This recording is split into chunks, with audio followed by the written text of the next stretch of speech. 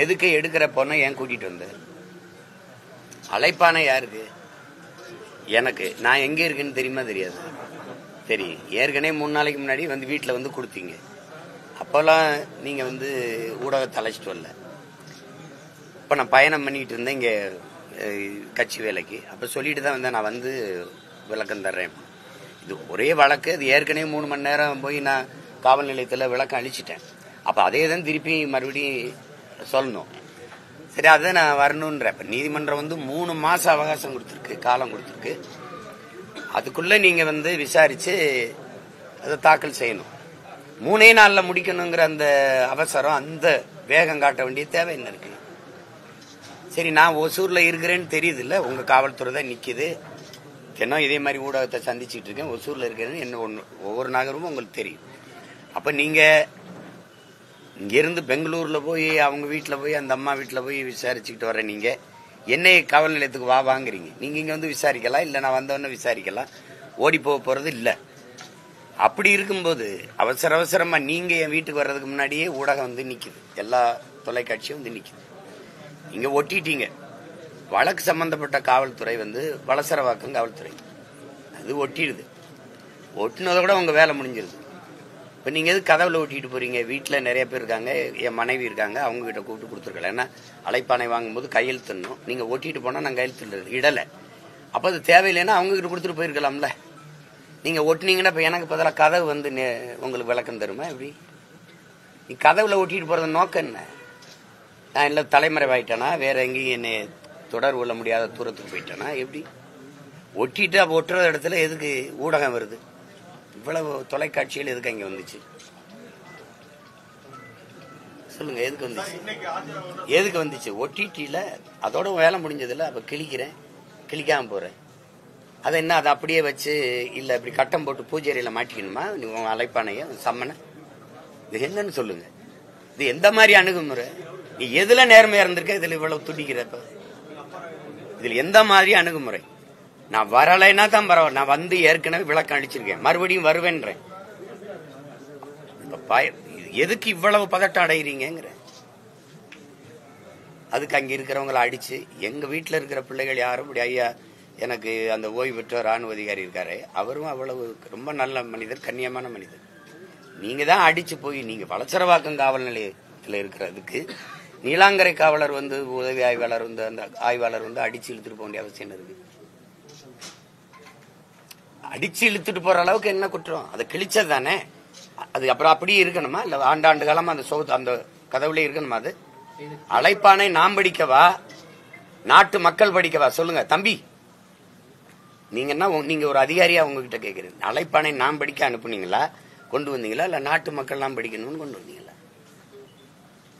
அதுக்கு அது அவ்வளவு பெரிய குற்றமா? அது கிழிச்சா அடிச்சு இழுத்துட்டு போய் நேர நீ காவல் நிலையத்தும் கொண்டு போல, வேற ஒரு இடத்துல ஒரு தடல்ல ஒடிச்சா அடிச்சு நீ போய் படுத்துக்கிட்ட. இது ஒரு வழக்கமா வச்சுக்கிறாங்க. எப்படின்னா இவங்க அடிச்சிருவாங்க, இவங்களுக்கு இவர் கையில கீறல் பட்டுருச்சா, நீ அடிச்சு காயம் பட்டதுல இவங்க எல்லாருமே என்ன நினைச்சுட்டு இருக்காங்கன்னா, 5 வருஷத்துக்கு ஒரு தடவை தேர்தல் வருது, பல முறை ஆட்சிகள் மாறுதுங்கிறத மறந்துட்டு இவங்களே அந்த நாற்காலியில் அப்படியே நிரந்தரமா பசையை போட்டு ஒட்டின மாதிரி நம்ம கீழே இறங்கவே போறது இல்லைங்கிற திமிரில் ஆடுற ஒரு ஆட்டம் இருக்குல்ல, அதுதான் அங்க அது கவனத்தில் வச்சுட்டு விளையாடணும். எல்லாம் விளையாடுறது. நீ பயப்படுறவனாவது ஒருத்தர் சொல்லுங்க. நீங்க இத்தனை வழக்கு போட்டிருக்கீங்க, ஒவ்வொரு வழக்குக்கும் வந்து நேர் நிக்கிறேன், நான் முடிஞ்ச நேரம் ஒரே நேரத்தில் 4 அழைப்பானைனா எங்க போக முடியும்? ஒரு ஆள் தானே. வராம இருந்தா சொல்லலாம். இப்ப நீங்க எதுக்காக நீங்க இந்த வேலையை செய்யறீங்க? இன்னைக்கு ஒசூர்ல நான் இருக்கேன்னு சரி, இன்னைக்கு இருக்கிற நவீன உலகத்துல எனக்கு பகிரிலே அனுப்பியிருக்கலாம், உங்களுக்கு அழைப்பானை அனுப்பியிருக்க. எதுக்கு வீட்டுல போய் ஒட்டணும்? வீட்டுல யாருக்கான்னு கேட்டிருக்கலாம். என் மனைவி இருக்காங்க, என் மனைவி கொடுத்துருங்களா? அவங்க சட்டம் படிச்சவங்க, இந்திய குடிமை பணிக்கு தேர்வு எழுதி தேர்ச்சி பெற்றவங்க. நீங்க அவங்க கிட்ட கொண்டு கொடுத்துருக்கலாம்ல. நீ வந்து கதவுல ஒட்டிட்டு அதை கிழிச்சாங்கிறதுக்காக நீலாங்கரை காவலர் அந்த உதவி ஆய்வாளர் வந்து வேக வேகமா இதை வந்து அடிச்சு இழுத்துட்டு போக வேண்டிய தேவை என்ன இருக்கு? அவர் ஒட்டிட்டு போயிட்டாருல்ல, வலசரவாக்கு காவலர் ஒட்டிட்டு போயிட்டாரு, படிச்சிட்டோம்ல. இந்த மாதிரி ஒட்டிட்டு போயிட்டாங்கிற தகவல் எனக்கு வந்துருச்சு. அப்புறம் அது அதுக்கு அங்க படம் காட்டணுமா? அதை வர போறவங்களுக்குலாம் நோக்கம் என்ன? இதற்கு முன்னாடி இதே போன்ற சம்மன் ஜாபர் சாதிக் வழக்குல இந்த போதை கடத்தல் வழக்குல கைது செய்யப்பட்ட ஜாபர் சாதிக் வீட்டுல ஒட்டின சம்மனை அவங்க தாயை கிழிச்சிருக்காங்க. ஆனா அங்க காவல்துறை அந்த மாதிரி நடவடிக்கை எடுக்கல. அது வழக்குல, அந்த குற்ற வழக்குல ஆட்சி சம்பந்தப்பட்டிருக்குல்ல, அது உங்கால் இல்ல. இது எதுல நீ சரியா இருந்திருக்க? இந்த இதுல உடனே அதை விசாரிச்ச நீதியை நிலைநாட்ட துடிக்கிறேன். நீ பல்கலைக்கழக வளாகத்தில் நடந்த தங்கச்சிக்கு நடந்த கொடுமைக்கு என்ன விசாரிச்ச? பொள்ளாச்சியில் நடந்த அந்த கூட்டு பாலியல் வன்கொடுமைக்கு என்ன விசாரிச்ச? இது என்ன? இது பாலியல் வழக்குன்னு யாரு? முதல்ல அந்த பொம்பளை யாரு? சொல்லிட்டா அது குற்றமாயிருமா? 1000 பேர் 1000 சொல்ல விசாரிக்கணும்ல. விசாரிக்காம நீ உறுதி பண்ணிட்டு போயிட்டு இருந்தீன்னு என்ன அர்த்தம்? என்ன அர்த்தம்? என்னமோ வயசுக்கு வந்தோன்னா குச்சில் இருந்த பொருளை தூக்கிட்டு போய் அப்படி சோளக்காட்டுல வச்சு குண்டு கட்டா கற்பழிச்சு விட்ட மாதிரி கதறிட்டு இருக்கு எல்லாரும். என்ன உங்க மனநிலை என்ன? இதே சீமான்யா ஒரு சாதாரண இயக்குனர், அவருக்கு ஒன்னும் மதிப்பு இல்ல, படங்களும் இல்ல, வீட்டுல இருக்கிறேன், இந்த மாதிரி வழக்க நீ எடுத்து பேசுவியா? நீ ஒரு முழு அதிகாரம் சேர்ந்து இதுக்கு சுத்துறிய. ஏன்னா என்னை பார்த்து நீ நடுங்கிட்ட, என்னை சமாளிக்க முடியல, என்ன செய்யறது தெரியல. நான் எடுத்து வைக்கிற கருத்துக்கு, அரசியலுக்கு என்னோட மோதி ஜெயிக்க முடியல. அப்பப்ப ஒரு பொம்பளை கொண்டாந்து முன்னாடி நிறுத்துற தானே. வேற என்ன காரணம் சொல்லு? என்ன இதுல நடக்குது சொல்லு? என்னமோ அப்படியே கல்லூரியில படிச்சிருந்த பிள்ளைய நான் விருப்பமே இல்லாம கடத்திட்டு போய் இந்த கற்பழிச்சு விட்ட மாதிரி. என்னங்கடா உங்க நாடகம்? என்ன விளையாட்டு பண்றீங்க நாட்டுல? இதெல்லாம் என்னைய கேக்குறது எதுக்கு? பெரியார பத்தி பேசிட்டு இப்ப போய் எவ்வளவோ மக்கள் பிரச்சனை இருக்கு மகாராசா, எவ்வளவோ மக்கள் பிரச்சனை இருக்கு, அதெல்லாம் பேசல. எவ்வளவு திமிரோட இருக்க பாரு. என்னை நீ சமாளிக்க முடியல, என்னை எதிர்த்து நின்று அரசியல் செய்ய முடியல. இவ்வளவு அதிகாரம், படை பலம், ஓட்டுக்கு காசு கொடுக்காம 10,000 ஓட்டு ஒரு தொகுதிக்கு வாங்க முடியுமா? எதுக்கு பெரிய கட்சி? உண்மையிலே பெரிய கட்சி நான் தான். நானா நீங்களானா நான் தான் பெரிய தலைவன். ₹1 காசு இல்ல, ஒரு பிள்ளைகளுக்கும் பின்புலம் இல்ல, எளிய பிள்ளைகள் நாங்க. ஒரு தொகுதிக்கு 20,000, 15,000, 28,000, 22,000 இப்படி வாக்க வாங்கி வச்சிருக்கோம். நீங்க நின்னு பாருங்க தனியா. 234 வேட்பாளர் போடுங்க பாப்போம். திமுக போடுங்க, இந்தியாவின் நம்பர் 1 முதல்வர் போடுங்க. 234 போடணும். ஆனால் தனியா போடணும். மனச்சான்றுக்கு விரோதம்னா ₹1 நேர்மையாளர்கள் மாறி மாறி ஆட்சி செஞ்சிருக்கேன் உங்க அப்பா காலத்திலிருந்து. நீங்க உண்மையிலேயே மனச்சான்றுக்கு விரோதம் இல்லாம இந்த மண்ணுக்கு மக்களுக்கு நல்லது செஞ்சது உண்மையானால், சத்தியமானால் அதையே சொல்லி வாக்குக்கு காசு கொடுக்காம வாக்கு வாங்கி காட்டணும். என்னைய தாண்டி காட்டணும். இந்த எளிய மகனை நீ வென்று காட்டணும். நீங்களும் 234, நானும் 234. 26 தேர்தல கூட்டணி எதுவும் கூடாது. உன் கருப்பு சிவப்பு கொடி என் தலைவன் ஏந்தி, என் பாட்டன் சோழன் ஏந்திய புலிக்கொடி. நான் சண்டை போடுவோம். திராவிடரா தமிழரா போடுவோம். கருணாநிதி மகனா, பிரபாகரன் மகனா மோதுவன் களத்துல 2 பேர். மத்த கட்சிகள் இருக்கட்டும், நம்ம 2 பேருக்கும் போட்டி நின்றுவோம். ஆனா வாக்கு காசு கொடுக்காது. நான் ஆட்சிக்கு வரல, எனக்கு சாதனைன்னு ஒன்னும் சொல்லிக்கிறல, நான் வந்தா செய்வேன் தான் என் மக்கள்கிட்ட சொல்ல முடியுது. நீங்க வந்திருக்கீங்க, செஞ்சிருக்கீங்கல்ல, சொல்லி கேளு. உங்களை மாதிரி உங்க அப்பா முதலமைச்சர் அப்படி நான் வந்தவன் இல்ல. சாதாரண விவசாயி மகன். எனக்கு ஒண்ணும் கிடையாது. மக்களிடம் இருந்து மக்களின் துயர துன்பங்களை சுமந்து மக்களுக்காக வந்த மகன். என்னைய சமாளிக்க முடியல, ஒண்ணுமே பண்ண முடியாது. நீங்க எத்தனை வழக்கு, எவ்வளவு அழுத்தம் கொடுத்தாலும் அஞ்சுற ஆள் கிடையாது, பயப்படுற ஆள் கிடையாது. இந்த சும்மா குண்டு வீசுறது, பெட்ரோல் குண்டு, நிஜ குண்டு வீசும் போது ஊடறுத்து போய் என் தலைவனை சந்திச்சு வந்தவன் நான். எனக்கிட்ட பூச்சாண்டி எல்லாம் விட்டுறணும். வருவேன்னா வருவேன், 11 மணிக்கு வந்தேன் முடியாது. நான் நினைக்கும் போதுதான் வருவேன். என்ன அப்படி எந்த இடத்துல நேர்மையா நின்று நீங்க எல்லாம் விசாரிச்சு முடிச்சிருக்கீங்க? தம்பி ஆங்ஸ்டாம் கொலையில எத்தனை மாதமா விசாரிக்கிற? 3 பேரை சுட்டா ஏன் சுட்டான்னு கேட்டா விளக்கு இருக்கா? கொலை செஞ்சவன கைது பண்ணி வண்டியில ஏற்றியதே இருக்கு இல்ல. ஏன் செஞ்சான், யார் சொல்லி செஞ்சான்னு ஏன் அவனுடைய வாக்குமூலம் வெளியில வரல? ஏன் வரல? ஞானசேகரன் ஒரே ஆள் தான் அந்த பாலியல் அந்த குற்றச்செயலில் ஈடுபட்டாரா? அப்ப அந்த சாருக்கு, அந்த சார் அப்படிங்கிறது எந்த சார்? அப்போ உங்களுக்கு தேவைன்னா ஒண்ணு செய்வீங்க இதுல. ஆனா நீங்க எல்லாரும் கவனத்தில் வச்சுக்கிறீங்க. இந்த அதிகாரம் நிலையானதுன்னு நினைச்சு வேலைகளை செய்யாதீங்க. கால சக்கரம் வரலாறுங்கும் சுழன்று கொண்டுதான் இருக்கு, பார்த்துக்கிறீங்க. அந்த காவல் ஆய்வாளர் பின்புலம் ராஜீவ்காந்தி படுகொலை எப்ப அவர் தந்தை உயிரிழந்ததாகவும் அவருடைய மகன் தான் இவரு அப்படிங்கிற மாதிரி ஒரு பின்புலம் வெளியே இருக்கு. அதை எப்படி பாக்குறீங்க? இல்ல அதனாலதான் அதெல்லாம் நான் பார்க்கல. அவர் எனக்கு தெரியும். எங்க அண்ணன் SSPயா இருக்கும்போது சந்திரசேகர் அவர் வீட்டில் அவர் கீழே அவர் பணி செய்யும் போது பல முறை பார்த்துருக்கேன். இதே பல தடவை இந்த இதிலப்ப எங்க வீட்டுக்கு பாதுகாப்பு நின்னவர் தானே. இப்ப எல்லாரோட நல்லா பேசுறவர் தான். திடீர்னு அவருக்கு ஏதோ ஒரு ஆவேசம் வந்து அவர் ஏதோ இயங்குறாரு. அவங்க அப்பா இறந்ததுக்கு அதுக்கு நம்ம ஒன்றும் பண்ண முடியாது. ராஜீவ்காந்தி இறந்ததுல உங்களுக்கு இவ்வளவு வழி இருக்குன்னா ராஜீவ்காந்தியால நாங்க 2020 பேர் 30,000 பேர் இறந்துருக்கோம். அதையெல்லாம் யாருக்குமே உங்களுக்கு தெரியுமா தெரியாது? அதுக்கு நீங்க பழி வாங்குறீங்களா? அதெல்லாம் பேசுங்க, எல்லாத்தையும் பேசுங்க. தர்மம்னா, நியாயம்னா, உண்மைனா எல்லாத்தையும் பேசணும். ஒரு நாட்டின் படையை அனுப்பி பாதுகாக்க போறேன்னு சொல்லிட்டு என் மக்களை கொண்டு குவிச்ச கொடிய படையை அனுப்பிய தலைவர் மதிப்பிற்குரிய ஐயா ராஜீவ்காந்தி அவர்கள். நீங்க பேச யாரு இல்லைன்னு நினைக்கிறீங்க? ஒரு மகன் நான் இருக்கேன். என்னை சுத்தி பல லட்சக்கணக்கான படை இருக்கு. சும்மா நாங்க விட்டு அப்படி சின்ன பயில நினைக்காதீங்க. அதிகபட்சம் நீ என்ன பண்ணிடுவேன்? என்னை வளர்த்த தலைவன் எப்படிமா சாக துணிஞ்சிரு, எல்லாம் சாதாரணமாயிரும் சொல்லிதான் அனுப்பியிருக்காப்ல. அதுக்கெல்லாம் பயப்படுற ஆள் கிடையாது. அதிகபட்சம் நீ ஜெயில போடலாம், போடு. உங்க அப்பா போட்டவர் தானங்க, போட்டவர் தானே. ஓராண்டுக்கு மேல போட்டார், தொடர்ச்சியா போட்டார். பயந்த மாதிரி தெரியுதா?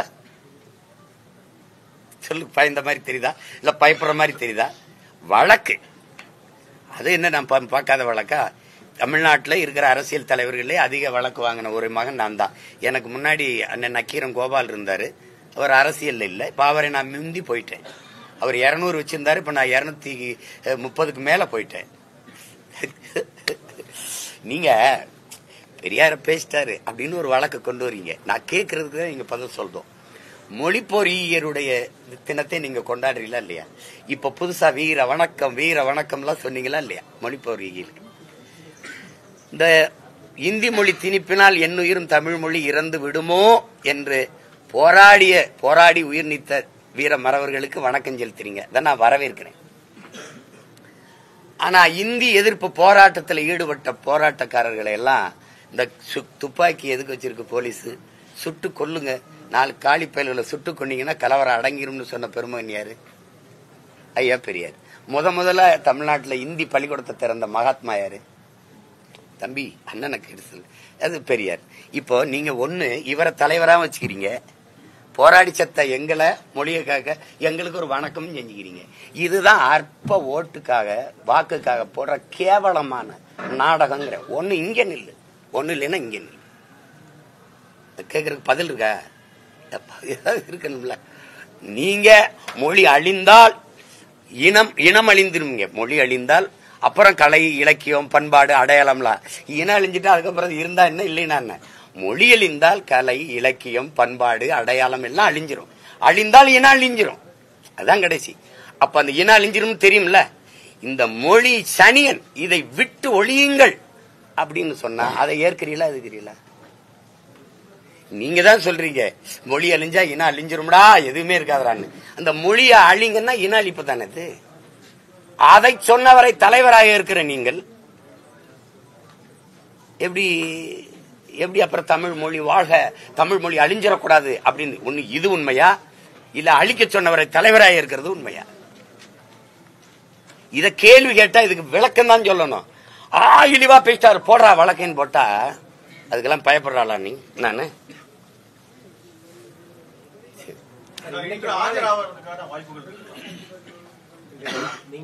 நீங்க எல்லாம் என்ன சொல்றீங்க? ஆஜராக சொல்றீங்களா?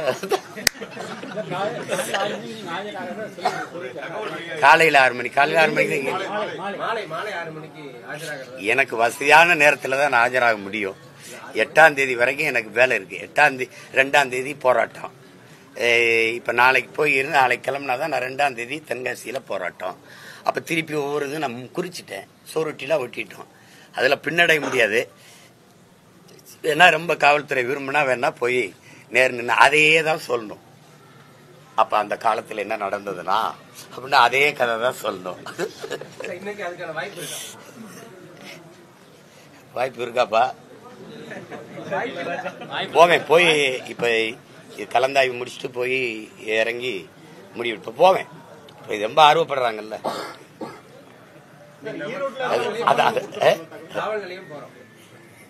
ஆமா, அவங்க என்ன அவ்வளவு மதிப்பு இல்லை. அந்த அந்த பொம்பளை கொடுத்த மரியாதை நமக்கு இல்ல நாட்டுல. ஏன்னா இது தேடி போய் வீட்டுல போய் அம்மா தாயே அப்படின்னு கேட்பாங்க. நம்ம அப்படி இல்ல அப்படி இல்ல.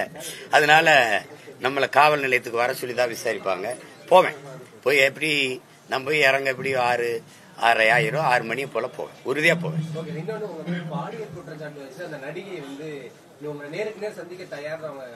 அததான் நானும் கூப்பிடுறேன், வர சொல்லுங்க அப்படின்னா. அவங்கள வர சொல்லிட்டு என்னை கூப்பிடணும். அவங்கள வர சொல்லிட்டுல கூப்பிடணும்.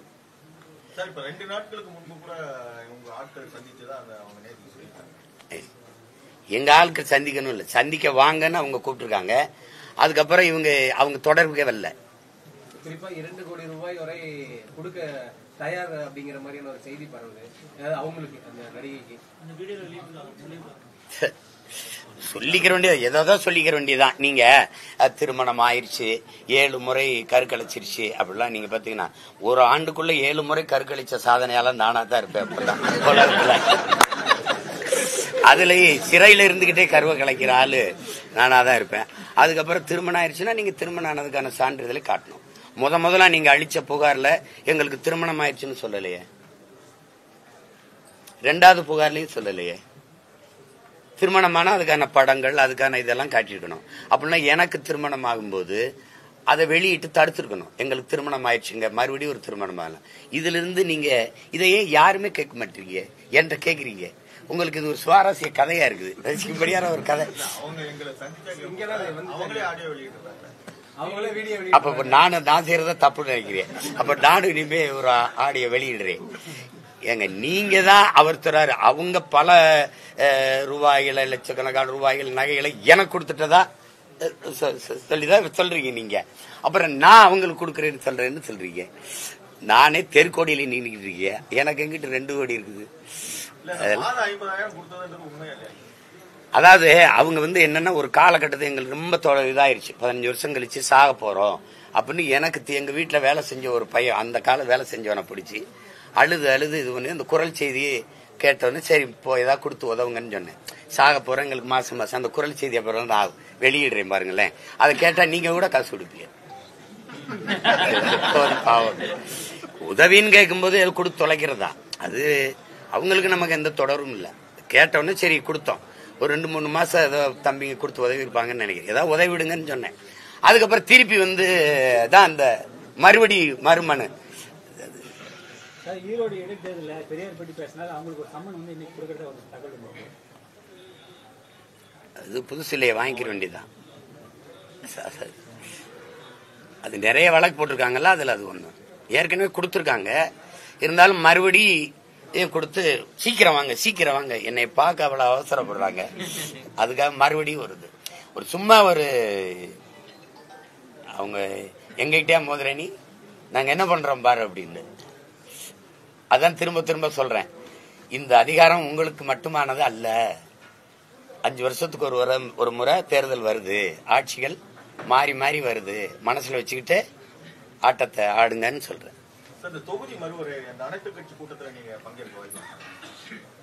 எந்த கட்சி கூட்டுது? இந்த கட்சி அதை கொண்டு வரும்போது என்ன பண்ணிட்டு இருந்துச்சு? இந்த கட்சி இன்னைக்கு தொடங்கல. அது ரொம்ப நாளைக்கு முன்னாடி இந்த பிரச்சனை இருக்குது. அப்பவே எதிர்த்து அப்புறம் அப்ப பேசாம என்ன பண்ணீங்க?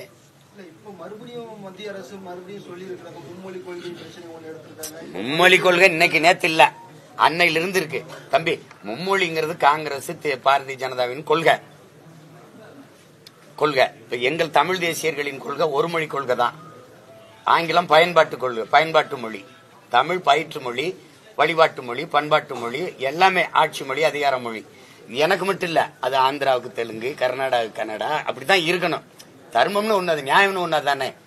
பயன்பாட்டு மொழியாக நாங்க ஆங்கிலத்தை வச்சுக்கிறோம், எல்லாருமே வச்சுக்கலாம். அப்படிதான் நாங்க கொள்கை. இவங்களுக்கு தான் திராவிடர்களுக்கு இருமொழி, இந்தி தமிழ், அப்படி இங்கிலீஷ் தமிழ்ங்கிறாங்க. இப்ப நாங்க என்ன சொல்றோம், பயன்பாட்டு மொழியா ஆங்கிலம் இருக்கட்டும், ஒரு தொடர்பு மொழியா இருக்கட்டும், கம்யூனிகேஷன் லாங்குவேஜா இருக்கட்டும். எதுக்கு இருக்குன்னா அப்படி தமிழ் இருந்து உனக்கு வேணா நீ ஏத்துக்க தம்பி, உனக்கு இருந்துட்டு போலாமே, அப்படி எல்லா மொழியும் இருந்துட்டு போலாமே. பயன்பாட்டு மொழியை தான் சொல்றேன் தம்பி, திருப்பி திருப்பி பேசுகிற. நான் என்ன பயன்பாட்டு மொழியா? ஏன் ஏன் தெலுங்கு, கன்னடம், மலையாளம், தமிழ்லாம் இருக்கக்கூடாது? எல்லா மொழியும் தாங்க. அப்படி அதுல ஒரு மொழி இது கொண்டு வராங்களே. ஏன் உம்மொழி மும்மொழினா எம்மொழி எங்க இருக்கு ராஜா? நீ 500 ஆண்டை தொடாதவன் இந்த ஆட்டாடுற, நான் 50,000 ஆண்டுகளுக்கு மூத்தவன், உலக மொழிகளின் தாய்.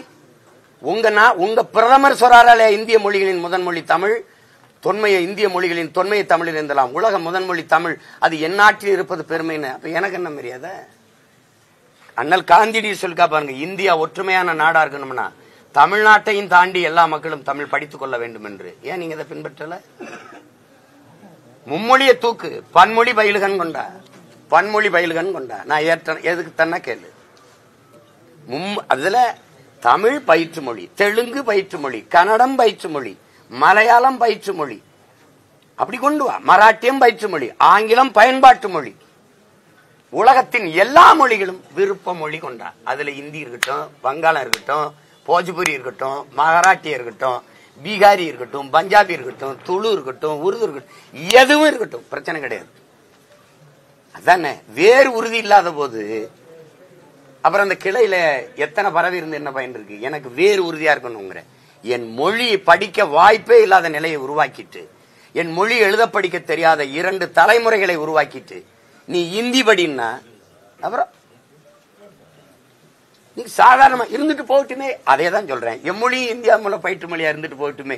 மும்மொழியில இந்திய தூக்கிட்டு எம்மொழியை வை. எப்படி இருக்கு?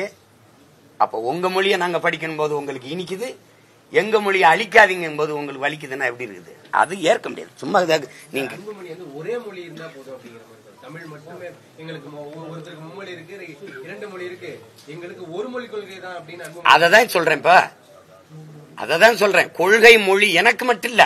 இப்ப எங்க ஐயா நாங்கெல்லாம் சொல்றது தமிழ் மட்டும் நாங்க சொல்லல. ஆந்திராவுக்கு தெலுங்கு இருக்கட்டும், கேரளாவுக்கு மலையாளம் இருக்கட்டும், தொடர்புக்கு ஒரு கெடு வாய்ப்பா வெள்ளையன் நம்மளை ஆண்டுட்டான். அதனால அது ஆங்கிலம் வந்துருச்சு. அத பேரறிஞர் அண்ணா கூட சொல்றாரு பாருங்க, ஒரு பசு மாடு வர்றதற்கு ஒரு கதவை போட்டோம், அப்புறம் கண்ணுக்குட்டி வர்றதுக்கு தனியா ஒரு கதவு தேவையில்லை, அது பசுமாடு வந்த வழியிலே வந்துடும். தொடர்பு மொழிக்கு தான் ஒரு இங்கிலீஷ் இருக்குது இல்ல, அப்புறம் இன்னொரு மொழி எதுக்கு திணிக்கிறேங்கிறேன். விரும்பினால் கற்கிறோம். இப்ப தமிழ்நாட்டுல யாரும் இந்தி படிக்கலன்னு நினைக்கிறீங்களா தம்பி? நிறைய குழந்தைகள் படிச்சுக்கிறாங்க தேவைன்னு கருதி, விரும்பி. ஆனா தமிழ் படிக்க எல்லா இடத்துலயும் வாய்ப்பு இருக்கா? இல்லாத போது இந்தி படிக்க எல்லா இடத்துலயும் வாய்ப்பு கொடுங்கிறீங்க. தமிழ்நாடு பாடக்கல்வி மொழி இருந்திருந்தா இந்த மொழி பிரச்சனை வந்திருக்காது அப்படின்னு தான் எதிர்பார்க்கறீங்களா? ஏன்னா சிபிசி இந்த மாதிரி பெரிய அதுதான். அதை தவற விட்டது யாரு? அன்னைக்கு தவற விட்டது இவங்க தானே. இவங்க தான் பெருமக்கள். இவங்க அதிகாரத்தில் இருக்கும்போது அம்மையார் இந்திரா காந்தி கல்வியை மாநில உரிமையில இருந்து எடுத்துட்டு போயிருக்காங்க. அதனால இப்ப அவங்க சொல்றத நம்ம படிக்க வேண்டியது இருக்கு. இப்ப ஆந்திரா கர்நாடகா என்ன சொல்லுது? சிபிஎஸ்இ மத்திய அரசு அப்படின்னு ஒரு பள்ளிக்கூடம் கொண்டு அதுலயும் அவங்க மொழியை கட்டாயம் படிக்கணும்னு கொண்டு வராங்க. நம்ம ஆட்சி கொண்டு வருமா? அப்படி கொண்டு வரணுமா? அதுக்கு சண்டை போடுமா? கல்வி மானுட உரிமை, மாநில உரிமை, அதை நீ எடுத்துக்கொண்டு மொத்தமா வச்சுக்கிட்டு இதை கட்டாயம் படிக்கணும், இதை இப்படித்தான் செய்யணும், அந்த கொடுங்கொன்மை போக்கு இருக்குல்ல, இதை செஞ்சே தீரணுங்கிறது அது ஏற்புடையதல்ல. அது இறையாண்மை கொண்ட எல்லா மொழிவழி தேசிய இனங்களுக்கும் ஒரு இறையாண்மை இருக்குது. அதையெல்லாம் சாகடிச்சுட்டு ஒரே மொழி, ஒரே நாடு, ஒரே மதம், ஒரே தேர்தல், ஒரே வரி, ஒரே ரேஷன் கார்டு எல்லாம் ஒன்னா புடுங்குது. ஆனா தண்ணி மட்டும் ஒன்னா வர மாட்டேங்க. இது பதில் இருக்க? வரி ஒன்னா இருக்கு, வாய்க்கா ஒன்னா இல்லையா ராஜா? அப்போ இது எல்லாம் ஒன்னா கொடுத்தா தேசப்பற்று, அவன் தண்ணி தரலைன்னா தேசப்பற்று, அது ரொம்ப ஆகச்சிறந்த தேசப்பற்று. எப்படி எப்படி தவிச்ச வாய்க்கு தண்ணித வாங்கி தர முடியாத நீ நாட்டுப்பற்ற பத்தி ஏன் பேசுற? இந்த பாருங்க, அதையெல்லாம் நீங்க பேச மாட்டேங்கிறீங்க, இத பேசுறீங்க. இந்தி படிச்சா தண்ணி வந்துரும்னா நான் படிக்கிறேன். என்ன இந்தி படிச்சா தமிழ் படிக்காமயே பிஹெச்டி பெறக்கூடிய நிலைமை இன்னும் நீடிச்சிட்டு இருக்கு. ஆனா அதெல்லாம் மாற்றாமல் இந்த அனைத்து கட்சி கூட்ட இந்த மும்மொழி கொள்கைக்காக இதுக்காக தேவையா அப்படின்னு யாரு சொல்கிறது? என்கிட்ட கேட்குறீங்களா? ஆமா ஆமா. தாய்மொழி உலகத்துல எந்த நாட்டிலையும் தாய்மொழியில் தான் பயிற்று மொழியா இருக்கு. உலக நாடுகள், எல்லா நாடுகளும், நம்ம மட்டும் ஓவியமா இல்லை, எல்லா நாடுகளும். அதுல தமிழ்நாட்டுல மட்டும்தான் தாய்மொழியிலே கல்லாமல், தாய்மொழியிலே பயிலாமல் எந்த உயர்கல்வி வரைக்கும், முதுகலை வரைக்கும் போக முடியும் அப்படின்னா தமிழ்நாட்டில் தான் அந்த வாய்ப்பு. இந்த நிலை என்கிட்ட சொல்லக்கூடாது. மொழி அழிந்தால் இனம் அழிந்துவிடும், அடையாளம் அழிந்துவிடும் சொன்னார்ல அப்பா, அப்பாட்ட கேட்கணும், என்னப்பா இப்படி நீங்க பண்றீங்களாப்பான்னு கேட்கணும். இப்ப நாங்க தமிழ் தேசியர்கள் என்ன செய்யறோம்? வந்த உடனே தமிழ் பயிற்று மொழி. ஒரு கேள்வி கேட்கிறேன், எந்நாட்டு அறிவியலை, எந்நாட்டு புவியியலை, எந்நாட்டு வரலாறை, இப்ப எந்நாட்டு வரலாறு என் பாட்டன் தீரன் சின்னமலையும் பூலித்தேவனும் அழகுமுத்துக்கோனும் மருதுபாண்டியனும் அந்த சுந்தரலிங்கனாரும் பண்டார வன்னியனும் பெரும்புடுகு முத்தரையனும் எங்க இன முன்னோர்கள் இருக்காங்கல்ல, என் பாட்டிய வேல்நாச்சியாரும் மருந்து இவங்கெல்லாம் இருக்காங்கல்ல, எங்க முன்னோர்கள் பூலித்தேவன் மருதுபாண்டி, இவங்கெல்லாம் போரிட்ட வரலாறு இருக்குல்ல. மொழிக்காக என் முன்னோர்கள் போராடியது, செக்கெடுத்தது, விடுதலைக்காக போராடியது, தூக்குல தொங்கியது, என் பாட்டன் செக்கெடுத்து, இந்த வரலாறு இங்கிலீஷ்ல படிக்க வேண்டிய நெசசரி இருக்கா? ஏதாவது இருக்கா? அவசியம் இருக்கா? எதுக்கு படிக்கணும்? என் நாட்டு வேளாண்மை, நான் கத்தரிக்காயை பயிரிடுவதை, வெண்டைக்காயை விளைய வைப்பதை, நெல்லை பயிரிடுவதை, கரும்பு வாழையை பயிரிடுவதை, தென்னைக்கு உரம் வைப்பதை, மட்டையை கழித்து விடுவதை, இதையெல்லாம் நான் இங்கிலீஷ்ல படிக்கணுங்கிற தேவை இருக்கா தம்பி? இங்கிலீஷில் படிக்கலாம், மற்றதெல்லாம் எதுக்கு இங்கிலீஷ்ல படிக்கணும்? எதுக்கு படிக்கணும்? அதுல அறிவியல் மொழி இல்லைங்கிறீங்க. தமிழ் அறிவியல் மொழி இல்ல. 5800 ஆண்டுக்கு முன்னாடியே தமிழர்கள் இரும்பை பயன்படுத்தியிருக்காரு. அது என்ன மொழி? சிரிக்காம சொல்லுங்க, அது என்னது சொல்லுங்க தம்பி. மண் இருக்குல்ல, மண்ணுல குழாய் செஞ்சு தண்ணியை கடத்திருக்கான் தம்பி கீழடியில. 2200 ஆண்டுக்கு முன்னாடி. சும்மா தோராயமா சொல்றீங்க, ஏன் 5000 ஆண்டுக்கு முன்னாடி கூட இருக்கக்கூடாதா? தமிழ் அறிவியல் மொழி இல்ல, மருத்துவ மொழி இல்லங்கிறீங்க. மருந்தன வேண்டாவாம் யாக்கைக்கு மருந்துன்னு சொல்றாரு பாருங்க. அருந்தியது அற்றது போற்றி உனின்னு பாடுறாரு. இது மருத்துவம் இல்லையா? சாப்பிட்டது நல்லா செமிச்சிருச்சான்னு பார்த்து சாப்பிடுறா, மருந்து சாப்பிட வேண்டிய தேவையே வராதரா நோயல் என்றார். அவன் 7 சீர் விருத்தத்துல சந்தத்தை 7 சீர்ல பாடியிருக்கான். இது பெருசா இருக்கு வள்ளுவேன் அப்படின்னு பின்னாடி ஒரு கிளவி வாரா. அவன் பசித்து பூசின்ட்டு போறான், கேப்சூல் மாதிரி கொடுக்குறான், சின்ன மாத்திரையா. அவன் கஷாயம் கொடுக்குறான் வள்ளுவன், இவன் ஒரு மாத்திரை கொடுக்குறான். எங்களை விடவா அறிவியல்? சரி, அகர முதல எழுத்தெல்லாம் ஆதி பகவன் முதற்றே உலகு, இதுக்கு சரியான பொழிப்புற சொல்லு. அவன் பிக் பேங் தியரியை சொல்லியிருக்கானா இல்லையான்னு சொல்லு. உலகத்தின் எல்லா மொழியும் அகர ஒளியில் தொடங்குவது போல இந்த உலகம், இந்த பூமி சூரியனிலிருந்து தொடங்கி இருக்குது, பிறந்திருக்குது. புரிதுங்க? முதற்றே பகவன், முதற்றே உலகு. பகவன் என்றால் பகலவன், சூரியன், ஞாயிறு, கதிரவன், அதை குறிக்குது. அதை ஏன் நீ ஒத்துக்க மாட்ட? அணுவை பிளந்து எழுகடலை புகுத்தி குறுக திரித்த குரல்னு அவை திருக்குறளை பாடுறான். எப்படி பாடுறா? அணுவை பிளந்து 7 கடலை புகுத்தி. அது போல 7 கடலை ஒரு அணு எவ்வளவு பெருசு இருக்கும், அதுக்கு உள்ள 7 கடலை புகுத்தியதை போல குறுக தெரித்த குரல்னு திருக்குறளை எங்க பாட்டி புகழ்ந்து பாடுற அவை பெருமாட்டி. அப்ப அணுங்கிறத அதுக்கு பிறகு நீ கண்டுபிடிச்சிருவா. காவல்துறை நடந்து கொள்வது ரொம்ப தாமதமா இருக்கு. கட்சியிலிருந்து தொடர்ந்து அங்கிருந்து ஒரு சில நிர்வாகிகளா வெளியே வந்துட்டே இருக்காங்க. காவல்துறையும் உங்களுக்கு அதிகாரியாக ஒரு நெருக்கடி கொடுத்துருக்காங்க. ஒரு சட்டமன்ற தேர்தலில் நீங்க யாராவது கூட்டணி வச்சு தேர்தல் நிற்கிறது ஐடியா இருக்கு? நான் தான் பெரிய கூட்டணி வச்சிருக்கேன்னு திரும்ப திரும்ப சொல்லிட்டேன். 8 கோடி மக்களோடு 8 கோடி மக்களை நம்பி ஒரு தலைவன்கிறவன் முதல்ல தன் மண்ணை, தன் மக்களை முழுமையா நேசிக்கணும், நம்பணும். நான் நம்புறேன், என் மக்களை நம்பி நிக்கிறேன். நான் இந்த வாட்டி நிக்க போறது 5வது பெரிய தேர்தல். அதுக்கு இடையில நடந்த இடைத்தேர்தல், இந்த உள்ளாட்சி தேர்தலாம் சேர்த்தீங்கன்னா 10, 11வது தேர்தல்ல தொடர்ச்சியா தனியா நிக்கிற மகன் நான் தான். அதை நீங்க கவனிக்கணும். வரலாற்றிலே பாத்தீங்கன்னா எங்க அளவுக்கு தோற்றவர்கள் கிடையாது, அடக்குமுறை ஒடுக்குமுறையை சந்தித்தவர்கள் கிடையாது. ஒரு தேர்தலுக்கு ஒரு சின்னத்தை கொடுப்பாங்க, கொண்டு போய் சேர்ப்போம், பறிச்சுட்டு போயிருவாங்க. ஆனா எதுக்கும் கலங்காம களத்துல நிக்கிறவங்க நாங்க தான். அதனால எங்களுக்கு கூட்டணி தேவைப்படாது. சார், தருமபுரி கிழக்கு மாவட்ட செயலர் தரங்கசோன் இதுக்கு முன்னாடி இருந்தாரு. தற்போது தலைமையில திடீர்னு அவரை நீக்கிட்டு தர்மசெல்வன்ற ஒருத்தர் வந்து போட்டிருக்காரு. அவர் நேற்று வந்து இந்த ஆய்வு கூட்டத்தில் வந்து என்ன சொல்லியிருக்காருன்னா, தலைமை சொல்றதா இதுக்கப்புறம் எல்லா நிகழ்வுகளையும் கேட்கணும். அதாவது மாவட்ட ஆட்சியர் எஸ்பி இவங்களுக்கு என் பேச்ச கேட்டாதான் இவங்க பதவியில நீடிக்க முடியலன்னா தூக்கிடுவேன்னு சொல்லிட்டு ஓப்பனா செயற்குழுல வந்து பேசியிருக்காரு. அந்த ஆடியோ இப்ப வைரல் ஆயிட்டு இருக்கு. அது எப்படி பாக்குறீங்க? ஒரு திமுக மாவட்ட செயலாளர் நினைச்சா எஸ்பியோ மாத்த முடியுமா? எல்லாத்தையும் தூக்கி அடிச்சிருவாங்க. முடியும். ஏன்னா திராவிட மாடல்ல எதுவும் முடியும். ஏன்னா கதவுக்கு சமன் அனுப்ப முடியும், கடலுக்கு கைவிலங்கு போட முடியும். இதெல்லாம் திராவிட மாடல்களினுடைய பெரிய சாதனை. அது அதை ஒண்ணும் பண்ண முடியாது. நீங்க எல்லாத்தையும் என்கிட்ட கேட்கறீங்களே ஒழிய உங்களுக்கு இதனால கோபம் வருதா, வெறுப்பு வருதா?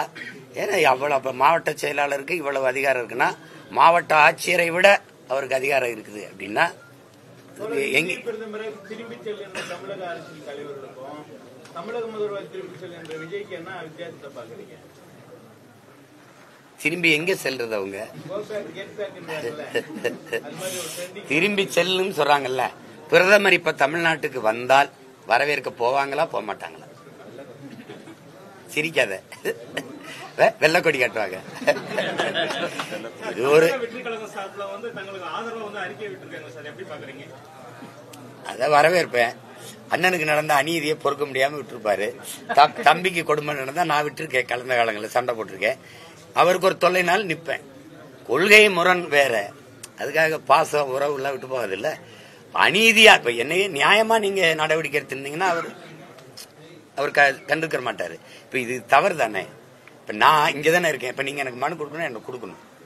நீங்க அதை விட்டுட்டு நான் ஏதோ தலைமறைவா ஓடி ஒளிஞ்சிட்டேங்கிற மாதிரியும் அப்படி செய்யக்கூடாதுல்ல. அது தப்பு. ஏற்கனவே வழக்குக்கு ஒத்துழைக்காத ஒருத்தன் அப்படின்னா பரவாயில்ல. எத்தனை வழக்கு போட்டிருக்கீங்க தமிழ்நாட்டில்? என் தம்பிகள் கேளுங்க, 234 தொகுதியிலேயே எனக்கு வழக்கு இருக்கு. இவங்க எல்லாம் குஷியா இருக்க காரணம் தேனோ அன்னை ஒரு வழக்குக்கு வருவாரு, நம்ம கட்சியை நல்லா பேசி வளர்த்துக்கலாம். அப்படி வாக்குகள் எல்லாமே வந்து கூட்டணி நிர்பந்திக்கிறதுக்காக சொல்லப்படுது, அரசியல் ரீதியா சொல்லப்படுதுன்னு உங்களுக்கு தெரியுதுல்ல. கருத்து இருக்கலாம், வாய்ப்பு இருக்கு தானே. 2026 சட்டமன்ற தேர்தல் கூட்டணியோட தேர்தல் சந்திக்கிறது இப்பதான் சொல்லி முடிச்சேன். நான் கூட்டணி வச்சிருக்கேன். மாற்றத்தை நீங்க விரும்புறீங்களா? இந்த ஆட்சி தொடரணும்னு நினைக்கிறீங்களா, மாறணும்னு நினைக்கிறீங்களா? நீங்க கேட்டீங்களா, இப்ப நாங்க கும்பிடாதீங்க. நானும் கும்பிட்டு கேட்கிறேன். தொடரணும்னு நினைக்கிறீங்களா? இல்ல இல்ல இல்ல சொல்ல முடியாது. அப்போ உங்க மன உணர்வை நான் பிரதிபலிக்கிறேன். அப்படின்னா உங்களை மாதிரி மாற்றத்தை விரும்புகிற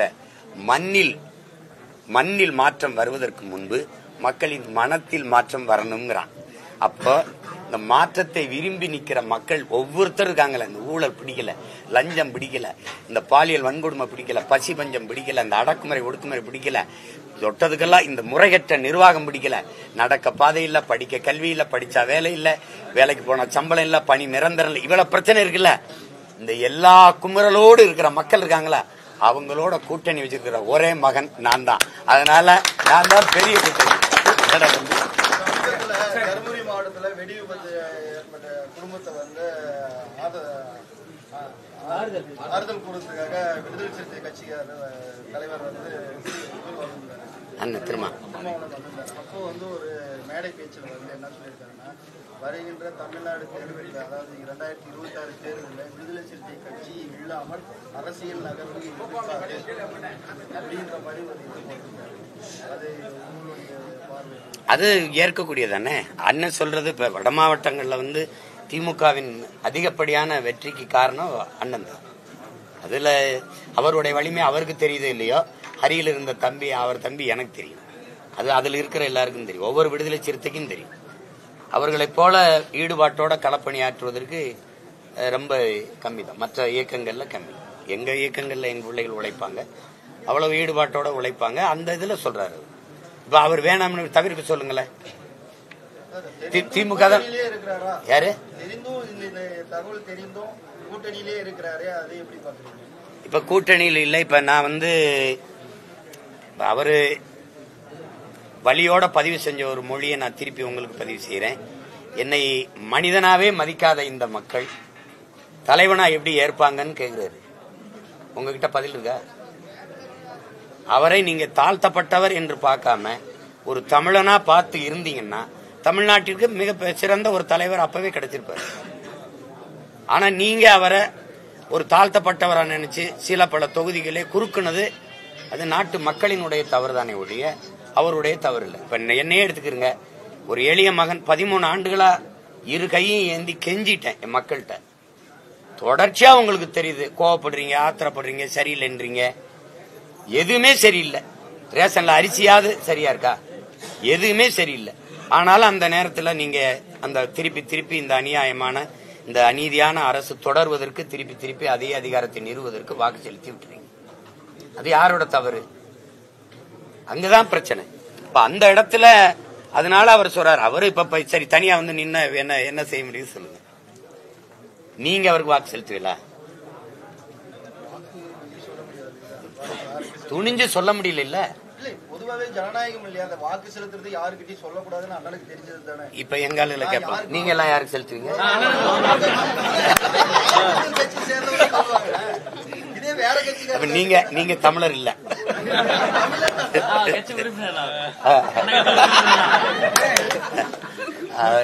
சரி கேளுங்க வேற ஏதாவது. பெரியாரை பத்தி நீங்க விமர்சிச்சதுனாலதான் தொடர்ந்து இந்த மாதிரியான பெரியார நான் விமர்சிக்கலங்க. பெரியார் தாங்க பன்னெடுங்காலமாக எங்க இனத்தை, எங்கள் மொழியை, எங்கள் இனத்தை மிக மிக மிக வாய்கிட்ட சொல்ல முடியாத அளவுக்கு கேவலமா விமர்சிச்சிருக்காரு. இதுங்க அத வந்து உங்களுக்கு நீங்க மேதைகளா இருக்கலாம், நீங்க பெரிய அளவுங்க இருக்கலாம். என்னை நம்பி நிக்கிற என் தம்பி தங்கச்சி என் பிள்ளைகளுக்கு நான் சொல்லிக் கொடுக்கணும்ல, கற்பிக்கணும்ல. நீங்க சூத்திரன் அண்ணல் அம்பேத்கர் சொல்றாங்க, நீங்க நல்லா கேளுங்க. அண்ணல் அம்பேத்கர் சொல்றாங்க, இந்த சூத்திரன் 4 வர்ணம். தலையில் வந்து பிராமணன், தோல்ல சத்திரியன், தொடையில வைசியன், கால்ல சூத்திரன். 4 வர்ணம். இந்த 4 வர்ணத்தை விட கொடிய வர்ணம் ஒன்ன பிரிச்சிருக்கான், அதான் பஞ்சமர். உங்களுக்கு விளங்குதுன்னு நினைக்கிறேன். இப்போ இந்த 4 வர்ணத்துல சூத்திரன் அப்படிங்கிறது ஒரு குறிப்பிட்ட நிலப்பரப்புக்கு, ஒரு குறிப்பிட்ட இனத்துல இல்லை, இந்த நிலம் முழுமைக்கும் இருக்கிற எல்லா மொழிவெளி தேசிய இனங்களையும் சூத்திரன் இருக்கான். அவர் கணக்குல இந்தோ ஆரியன்கிற இந்த ஒரு கட்டுரையில எழுதியிருக்காரு அண்ணல் அம்பேத்கர். அதுல அவர் என்ன குறிப்பிடுறாருன்னா 75 விழுக்காட்டுல இருந்து 80 விழுக்காடு சூத்திரன் தாங்கிறாரு. அப்படின்னா மலையாளியில சூத்திரன் இருக்கான்ல, மராட்டியில சூத்திரன் இருக்கான்ல, தெலுங்குல இருக்கான், கன்னடத்துல இருக்கான், பீகார்ல இருக்கான், குஜராத்தில இருக்கான், இது எல்லாத்திலும் இருக்கான்ல. அப்ப நீங்க எல்லாத்திலும் இருக்கும்போது ஒருத்தர் இப்படி உட்கார்ந்துகிட்டு தமிழ உன்னைய பார்ப்பனை வப்பாட்டி மகன்டானே, பார்ப்பனை தாசி மகன்டானே, உன்னைய வேசி மகன்டானே அப்படின்னா என்னையத்தான் சொன்ன, உன்னைய சொல்லப்ப நம்மளை சொல்லிட்டான்னு சொன்னா கூட இவன் நம்ம ஆளுனாவது கருதலாம். உன்னைய சொல்லிட்டான். தமிழனை எந்த சாஸ்திரத்துல எந்த இடத்துல வப்பாட்டி மக்கள், கூத்தியா மக்கள், தாசி மக்கள், வேசி மக்கள் எழுதிருக்கு. என்னை சூத்திரன் சொன்னா தமிழன் சூத்திரன் எந்த இடத்துல இருக்கு? இதை ஏன் ஸ்பெஷல் மென்ஷன் நீ பண்ற? இந்த நிலத்துல என்னைய மட்டும் குறிப்பிட்டு அடிக்க காரணம் என்ன? அப்ப தெலுங்குல கன்னடத்துல, உங்க கன்னடத்துல சூத்திரன் இல்ல, அப்ப நீ சூத்திரன் இல்ல, நான் தான் சூத்திரன், நான் தான் எளிமகன். இது ஏற்கிறீங்களா எதிர்க்கிறீங்களா? நான் கேட்கிறேன் உங்ககிட்ட, நீங்க ஒரு மகனா சொல்லுங்க, நீங்க ஏற்கிறீங்களா எதிர்க்கிறீங்க? அப்ப எப்படி? இங்க தெலுங்கு இருக்கிறீங்க, கன்னடம் இருக்கிறாரு, துளுவர் இருக்காரு, இவர் உருது பேசுற இருக்கிறாரு, இவர் மராட்டி இருக்கிறாரு, மலையாளி இருக்காரு, எல்லாரும் என் பூமியில நினைச்சு வாழ்றீங்க நிலத்துல. நீ கன்னடர், நீங்களே சொல்றீங்க நான் கன்னடா பழிச்சான் நாயுடுன்னு. நீங்க கன்னடர். நீங்க இங்க உட்கார்ந்துகிட்டு உன் மொழியில என்ன இருக்க? அது முட்டாளிகளின் பாஷை, அது காட்டுமிராண்டியின் மொழி, அது சனி, அதை விட்டு ஒளி, தமிழ் சனியனை விட்டு ஒளி. அதை படிச்சா உனக்கு பிச்சை எடுக்குள்ள லாய்க்கல. 3000 ஆண்டுகள் அவன் தமிழ் தாய் இருக்கிறதுனால அவ உன்னை படிக்க வச்சாலா? அவ படிக்க வைக்காம கம்பன், கபிலன், இளங்கோ, வள்ளுவன், பாரதி இவெல்லாம் வந்தான்? அறிவு மூதாட்டி அவை வந்தா? இவ்வளவு காப்பியங்கள், இலக்கியங்கள், இவ்வளவு அறநூறிகள் வந்தது? சொல்லுங்க. நீ என் மொழியை இழிவா பேசுனீங்கல்ல, கடைசி வரை பேசிய மொழி, எழுதிய மொழி அது. என் தாய்மொழியில் எழுதிக்கிட்டு என் தாய்மொழி இழிவா பேச நீ யார்? இந்த கேள்வி இருக்கா இல்லையா? இத்தனை மொழி பேசுற மக்கள் இருக்கும்போது தமிழில் என்ன சனியன் என்ன இருக்குன்னா, அப்ப தெலுங்குல இருக்கா, கன்னடத்தில் இருக்கா, அப்ப உருதுல இருக்கா, அப்ப மலையாளத்தில் இருக்கா, அப்ப மராட்டியத்தில் இருக்கா, இந்தியில இருக்கா? வருமா வராதா? இந்த நிலத்துல வாழ்ற எல்லாருக்கும் என் மொழி இழிவு அப்படின்னு சொல்லும் போது மத்த மொழி உயர்ந்ததுன்னு ஆகுதா இல்லையா? மொழியில் என்ன இருக்குதுன்னு சொல்லிருக்கணும். ஓ மொழியில என்ன இருக்குன்னா அப்ப நீ யாரு? மொழி அபிமானமே இல்லை என்று சொன்ன நீங்கள் இங்கிலீஷ் படிங்கன்னு ஏன் சொன்னீங்க? தேசாபிமானமே இல்லைன்னு சொன்னா நீங்கள் திராவிட நாடுன்னு ஏன் பேசுனீங்க? நான் கேட்கறதுக்கு பதில் சொல்லணும். குறுக்கு மறுக்க ஓடப்படாது. நின்று நேர்மையாளன் விளக்கம் சொல்லணும். வழக்கு வலிச்சு நாக்கு வலிச்சு போட்டு ஓலை இருக்குல்ல, ஓலை பண ஓலையில தான் நாக்கு வலி பண்ணாங்க. வலிச்சு போட்டு தூக்கி போட்ட ஓலையா போட்டு போயிருவீங்க. உன் வழக்கு தூக்கி குப்பையில போடு. எத்தனை வழக்கு போட்டு? 1000 ஆயில் முழுக்க சிறையில் வைக்க போறியா? நீ என்னைய வருவன்ல வெளியில எப்படி வருவேன்னு தெரியுமில்ல? நகைச்சுவை பண்ணிட்டு அலையக்கூடாது. கேட்கறதுக்கு பதில். நான் எடுத்து வைக்கிற தர்க்கத்துக்கு நானா பேசுறேனா? பேசுனதை எழுதுனதை எடுத்து பேசுறேன். இன்னும் இருக்கு திரைப்படத்தில் ஒரு ஹைலைட்ஸ் சொல்லுவாங்கல்ல, அப்படி வச்சிருக்கேன். பெரியார் பத்தி தமிழ்நாட்டுக்கும் தமிழை பத்தியும் பெரியார் எதிராக பேசின கருத்துக்களை தினம் தினம் கொண்டுட்டு போவீங்க அப்படின்னு இருக்கலாமா? தினம் தினம் இல்ல, வர வர பிள்ளைகளுக்கு போதிச்சுக்கிட்டே இருப்பேன்ல. இனி இந்த மாடல் இருக்கு, இந்த தீஞ்சு போன திராவிட மாடல், காயிலாங்கடையில போட வேண்டிய இந்த உத்து போன துருப்பிடிச்ச வண்டி இருக்குல்ல, இதோட நின்றணும். இன்னும் ஒரு தலைமுறைக்கு பெரியாரோ திராவிடமோ இருக்காது. இந்த இருந்தால் என் இன முன்னோர்கள் எனக்கு 1000 தலைவர் இருக்காங்க. தமிழ் தேசமும் தமிழ் தேசிய இன தலைவர்கள் தான் இங்க இருப்பான். நீ பெரியாரும் ஒன்னா வச்சிருந்தீங்கன்னா எனக்கு இந்த வரி வன்மம் வந்திருக்காது. பெரியார் தான் எல்லாம். ஐஏஎஸ் அவர் தான் படிக்க வச்சாப்ல. ஏன்னா அகாடமி புறம் திறந்தது. நீ மருத்துவம் படிச்சிருக்க முடியாது. ஏன்னா பல்வேறு மருத்துவ கல்லூரியில திறந்த மகான் அவர் தான். ஏய், காமெடி பண்ணிட்டு அலையாத. என் தாத்தன் காமராஜ் வந்து பள்ளிக்கூடம் வந்து பசியோட வருது, பிள்ளைகள் படிக்க வைக்க முடியல, பசியோட இருந்தா பாடம் மண்டையில ஏறாது, மதியம் ஒரு வேளை சோறு போட்டு படிக்க வைக்கலான்னு மதிய உணவு திட்டத்தை கொண்டு வந்தான்ல, மக்கள் இயக்கமா மாத்தினா. காசு இல்லைன்னு அதிகாரிகள் சொல்லும் போது பிச்சை எடுத்து மடியேந்தி பிச்சை எடுத்து கொண்டு வந்தாவது என் பிள்ளைகளை நான் படிக்க வைக்கிறேன். இருக்கிற வர போடுங்க, இல்லைன்னா இல்லைன்னு சொல்லுங்க, நான் தெருவா கையேந்தி வரேன்னா. பிச்சை புகினும் கற்கை நின்றேன்னு என் பாட்டி பாடினதுக்கு வேலை செஞ்சா என் தாத்தேன். படிக்க வைக்கும் போது கொடை ஏந்தான், கையேந்தனா, கொடையாளர்கள் கொடை கொடுங்கன்னு. பணம் இருக்கிறவன் பணத்தை கொடுத்தான், விரை கிட்ட கொஞ்சம் வண்டியா விரை கட்டை ஏத்தினான். அவன் இந்த அரிசி பருப்பு ஏத்தி விட்டான், எண்ணெயை ஏத்தி விட்டான். ஒன்னும் கொடுக்க முடியாத தாய்மார்கள் சமைச்சு போட்டு போனாங்க. அந்தப்ப கையேந்தி நின்னால என் தாத்தன் அவன் கையில ₹1 காசு பெரியார் கொடுத்ததா இருக்கா? நன்கொடை படிக்க வச்சார். நீங்க வர்றதுக்கு முன்னாடியே வெள்ளக்காரன் பல கல்லூரிகளை மருத்துவ கல்லூரி எல்லாம் திறந்து படிக்க வச்சுட்டு போயிட்டான். பட்டியல் இருக்கு, படிக்கிட்டா. சும்மா படிக்க வச்சாருன்னு எதையாவது எல்லாமே சுயமரியாதை அவர் தான். நாங்க மானங்கட்டு தெரிஞ்சோம். சுயமரியாதைக்கும் தன்மானத்திற்கும் போராடி செத்த மானம் மறவர் கூட்டம் நாங்க. எதுக்கு என் பாட்டன் சுதேசி கப்பல் ஓட்டினா? சொத்தம் பட்டையும் வித்து ஓட்டினான். எதுக்கு ஓட்டினான்? சுயமரியாதைக்கு தான் ஓட்டினான். அப்புறம் தூக்குல என் பாட்டன் தீரனும் மருதுபாண்டி எதுக்கு தொங்குனா? சொல்லுங்க தம்பி.